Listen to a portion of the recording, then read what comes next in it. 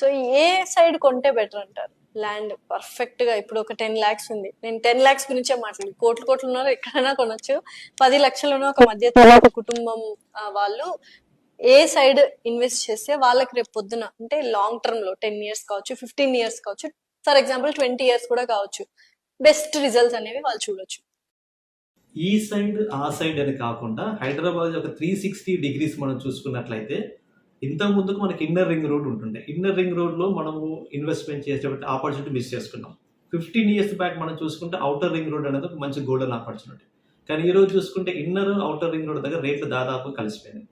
ఇప్పుడు మనకు ఉన్నటువంటి రింగ్ ఏదైనా ఉందంటే రీజనల్ రింగ్ రోడ్.